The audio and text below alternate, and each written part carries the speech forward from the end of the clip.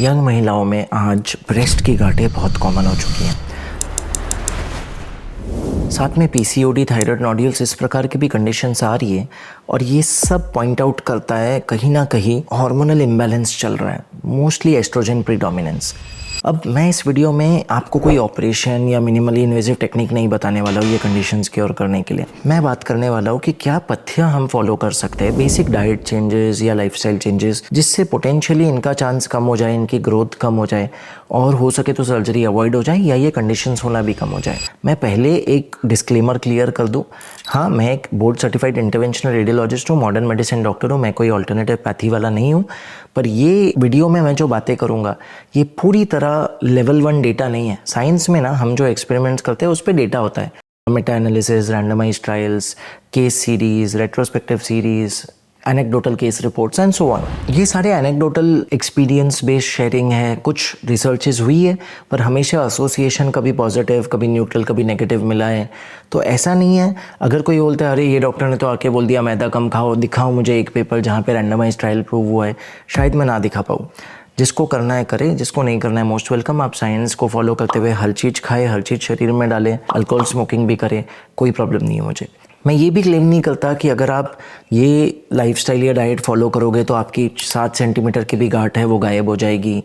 पर मेरा विश्वास है कि एक हेल्दी लाइफस्टाइल से ओवरऑल इनकी ग्रोथ कम हो सकती है। अगेन एक्सपीरियंसेस सामने आए हैं। क्यों मैं ऐसा कह रहा हूँ, मैंने चाहे वीडियोज़ हो, चाहे कुछ एनेक्डोटल केस रिपोर्ट्स हो, not in the most biggest journals but decent journals, देखा है कि कैसे पेशेंट्स जब लाइफस्टाइल चेंज करते हैं, अपना डाइट और लाइफस्टाइल, बहुत बेटरमेंट देखा है। इवन अपने प्रैक्टिकल ओपीडी एक्सपीरियंस में देखा है पेशेंट्स की गांठों को थोड़ा कम होते हुए। ओसी पिल्स कब बंद किया है, स्टडीज़ जो भी बोले, महिलाओं ने शेयर किया है कि ओसी पिल्स बंद किया तब से गांठ खुद श्रिंक हो रही है, यानी कि कॉन्ट्रासेप्टिव पिल्स। इस पे नेगेटिव रिपरकशन वीडियोस बनेंगे, बनते रहे। मैं आपसे शेयर करूँगा क्या मुझे लगता है एक बैलेंस्ड डाइट और लाइफस्टाइल है।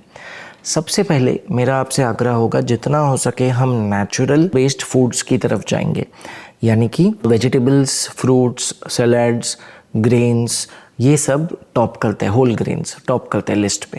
And seasonal locally available food stuffs, बहुत अतरंगी जाके ब्राज़ील से कुछ मंगाना है, यहाँ वहाँ से मंगाना है, ऐसी ज़रूरत नहीं है। आपको जो लोकली अवेलेबल है, जो वहाँ का कल्चर है, उस पर आप स्टिक कर सकते हो। Second, always have a balanced diet, एक बैलेंस्ड मील जिसमें enough quantity of fibre, protein, carbs, healthy fats ये सब हो।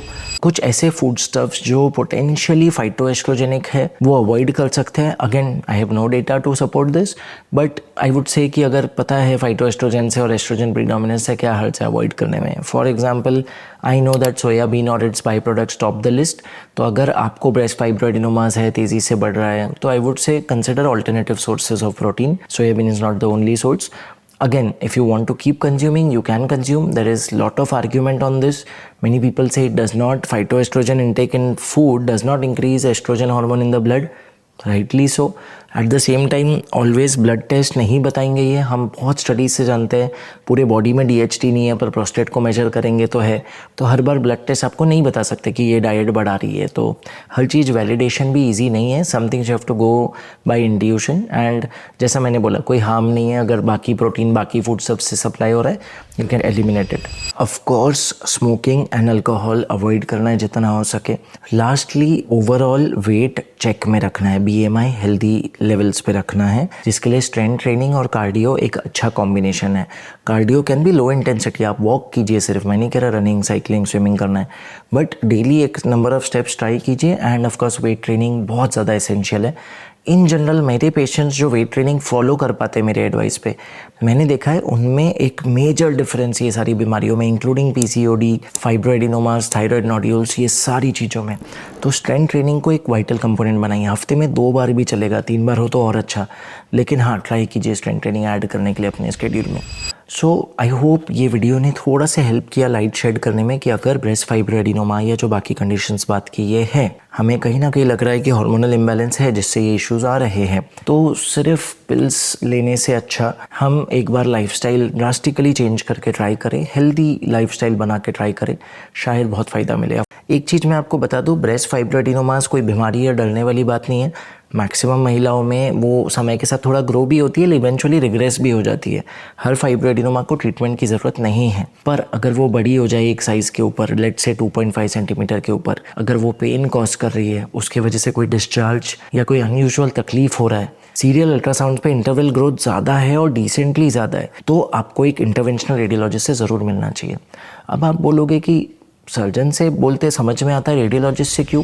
इंटरवेंशनल रेडियोलॉजिस्ट रेडियोलॉजी के बाद सब स्पेशलाइज करते हैं और मिनिमली इन्वेजिव ऑल्टरनेटिव सर्जरी सीखते हैं। यानी कि ओपन सर्जरी जहाँ ब्रेस्ट में कट लगे, गांठ को निकाला जाए, उससे अच्छा वो एक छोटी सी नीडल ले जाके पूरी गांठ को सकआउट कर सकते हैं एन पीस बाय पीस, जिससे पूरी गांठ गायब हो जाती है। क्योर रेट्स ऑलमोस्ट 99.6% प्लस हैं। कॉम्प्लिकेशन रिस्क नियरली जीरो है, स्पेशली मेजर और परसिस्टेंट या ड्यूरेबल कॉम्प्लिकेशंस। तो दोस्तों, इसके साथ वीडियो एंड करने जाऊंगा। हाँ, अगर ये टेक्निक वैक्यूम असिस्टेड एक्सिजन के बारे में डिटेल जानना चाहते हो, एंड स्क्रीन पे वीडियोस दे रहा हूँ जिसमें एनिमेशन से लेके रिजल्ट्स तक सब शेयर किया हुआ है। ये वीडियोस को विजिट करके इसके बारे में आप बहुत जान सकते हो। सुरक्षित रहे, सशक्त रहे।